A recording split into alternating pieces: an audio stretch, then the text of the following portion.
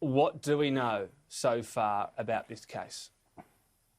Look, the details are still pretty thin on the ground.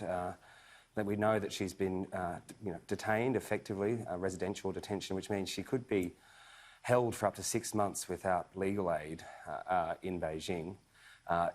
We know that she was first detained about 2 weeks ago, but it was only on August 27 that Australian Department of Foreign Affairs officials actually managed to have contact with her via video link. We still don't know what charges she faces, but obviously, given the history of detention of other Chinese Australians in China, particularly people like Yang Hengjun, the circumstances and the outlook is not good.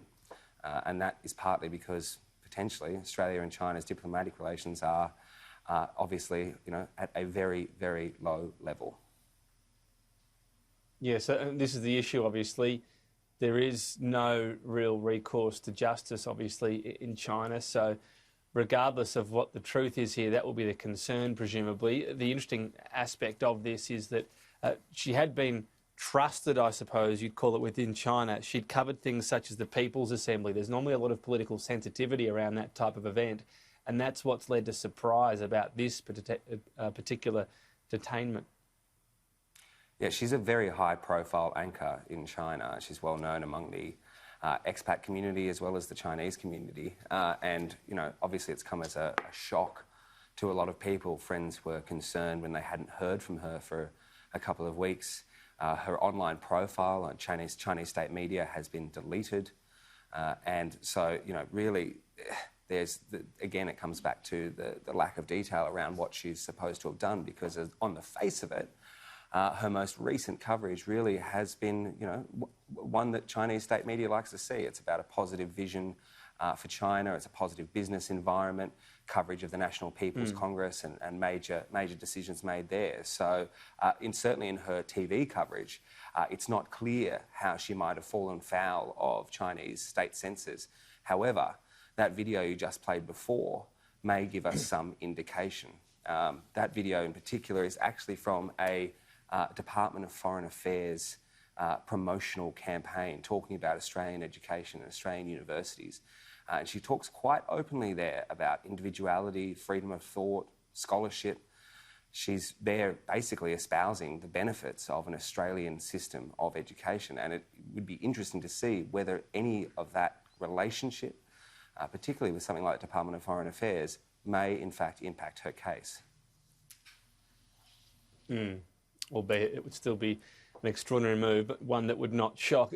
The position she had over there within, I suppose, society and within the expat society there, if you like, this is causing tremors, isn't it? That if she's going to be detained, it could essentially be anyone, that no one will really feel all that protected. It's got to put a question mark around anyone in China, around anyone going to China in the future from Australia.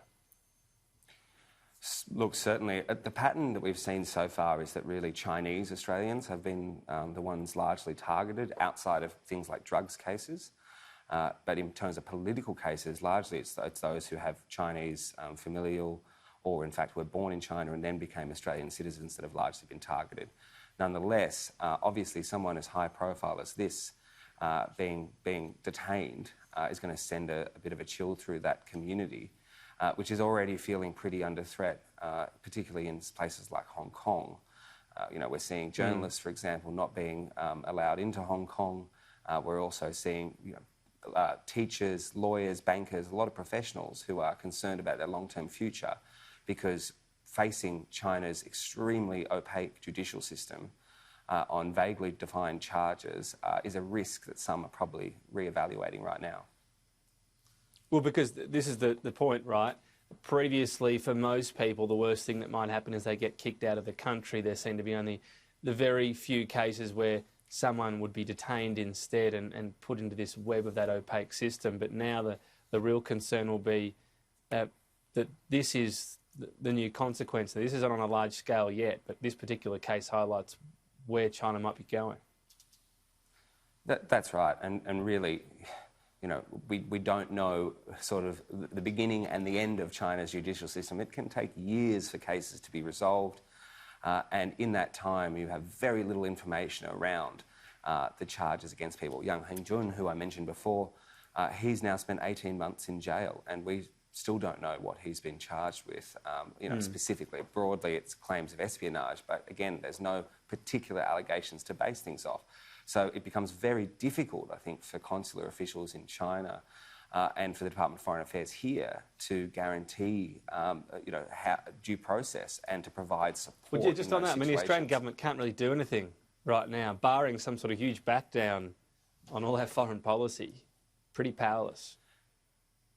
Well, that's right. In the case of individual cases that are potentially being used as, leverage, we don't know the exact intentions here, and we don't know the charges, it has to be said. But if individual cases are being used as leverage, we really have, not a huge amount of opportunity to kind of push back strongly against that. And certainly the Prime Minister, I think, in an interview this week with the Financial Review, he really laid out that they're not for turning, and Australia is going to keep pushing this kind of this point, and to kind of equalise the relationship to reach a new landing point where this economic partnership, a dialogue in terms of diplomacy, can take place on more equal grounds. So I don't think we're going to see a reversal suddenly of foreign policy. It'll be more diplomatic back channels that attempt to get through this. But even that, look, it's a long road from here.